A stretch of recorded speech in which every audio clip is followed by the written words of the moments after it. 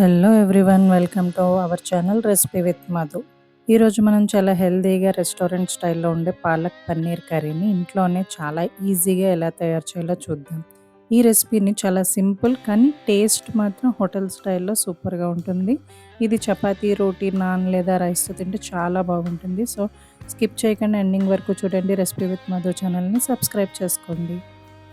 ముందుగా మనం ఫ్రెష్ పాలకూరని తీసుకొని బాగా శుభ్రం చేసుకొని పక్కన పెట్టుకోవాలి. ఇప్పుడు స్టవ్ అనేది ఆన్ చేసి గిన్నెలో వాటర్ వేసుకొని దాన్ని బాగా మరగనివ్వాలి.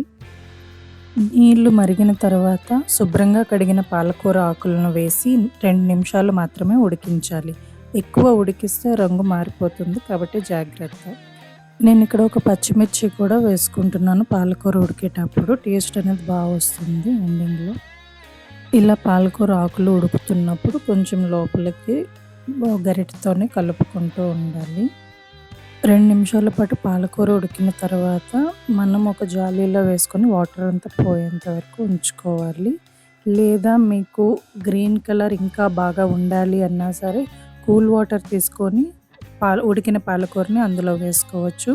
అప్పుడు మనకు కలర్ అనేది బాగుంటుంది. చూసారు కదా, నేనైతే ఇక్కడ వాటర్ అంతా పోయినంత వరకుని వడకట్టుకున్నాను పాలకూర ఆకుల్ని.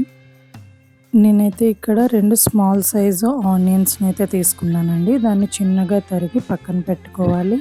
ఇంకా 4 నుంచి 5 వెల్లుల్లి రెబ్బలు తీసుకొని తొక్క ఒలుచుకొని దాన్ని కూడా చిన్న చిన్న ముక్కల కింద కట్ చేసుకొని ఒక బౌల్లో వేసుకోండి. ఇవి ఇలా పక్కన పెట్టుకోవాలి. ఇప్పుడు మీరు వడకట్టించుకున్న పాలకూర ఆకుల్ని తీసుకుని వచ్చి చిన్న మిక్సీ జార్ తీసుకొని అందులో వేసుకోండి. వేసుకొని మనం మిక్సీ చేసుకోవాలి మెత్తగా పేస్ట్ లాగా.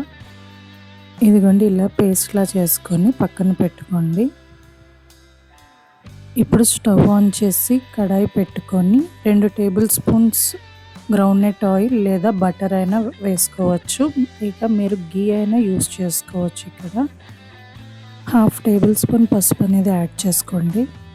ఇప్పుడు ఆయిల్ అనేది మరిగిన తర్వాత ఇక్కడ నేను 200 గ్రాముల పన్నీర్ అనేది తీసుకుని క్యూబ్స్ కింద కట్ చేసుకున్నానండి. దాన్ని ఇందులో యాడ్ చేసుకొని వేపుకుంటున్నాను.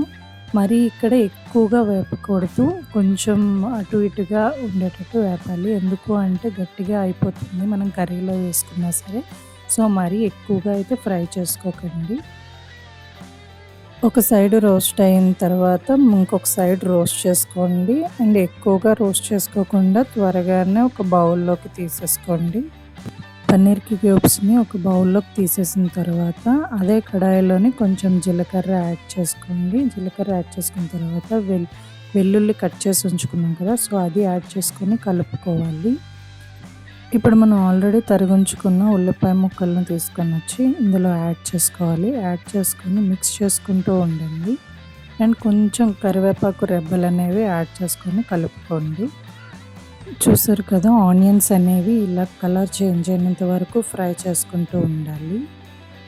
స్టవ్ అనేది సిమ్లో పెట్టుకొని ఉంచుకోండి.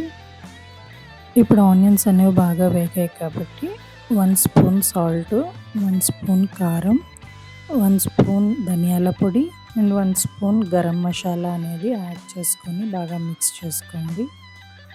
ఇప్పుడు మనం ప్రిపేర్ చేసి ఉంచుకున్న పాలకూర పేస్ట్ ఉంది కదా, దాన్ని తీసుకొని వచ్చి ఇందులో యాడ్ చేసుకోవాలి. ఇంకా మిక్సీ జార్లో కొంచెం వాటర్ అనేది యాడ్ చేసుకొని మొత్తం కలిపి ఆ వాటర్ కూడా ఇందులో యాడ్ చేసేసుకోండి. అవన్నీ యాడ్ చేసుకున్న తర్వాత బాగా మిక్స్ చేసుకుంటూ కలుపుకుంటూ ఉండాలి. ఇప్పుడు మూత పెట్టేసి ఒక 3 to 4 మినిట్స్ ఉంచండి. ఇప్పుడు ఒకసారి మూత అనేది ఓపెన్ చేసి కొంచెం బటర్ పీస్ అనేది యాడ్ చేసుకోండి. మంచి టేస్ట్ అయితే వస్తుంది కర్రీకి ఇలా యాడ్ చేసుకోవడం వల్ల. యాడ్ చేసుకున్న తర్వాత బాగా కలుపుకొని మూత పెట్టేసేయండి.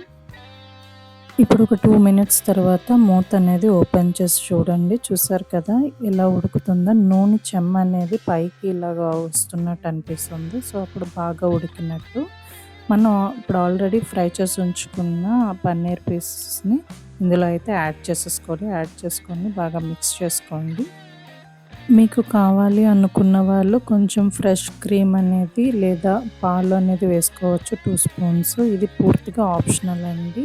హెల్త్ కూడా అంతేమి ఇది కాదు. సో, కానీ టేస్ట్ అయితే రిచ్‌గా ఉంటుంది. మీరు కావాలి అంటే ఇది యాడ్ చేసుకోవచ్చు లేదా లేదు.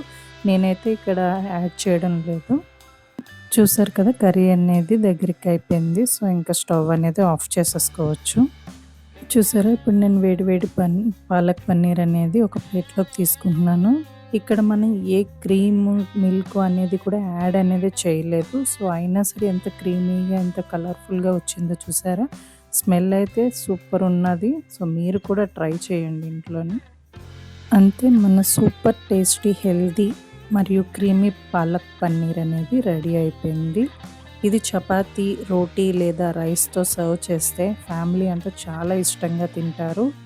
ఈ వీడియో కనుక మీకు నచ్చినట్టయితే తప్పకుండా లైక్ చేయండి. ఇలాంటి ఈజీ అండ్ టేస్టీ రెసిపీల కోసం రెసిపీ విత్ మధు ఛానల్‌ని సబ్స్క్రైబ్ చేసుకోండి.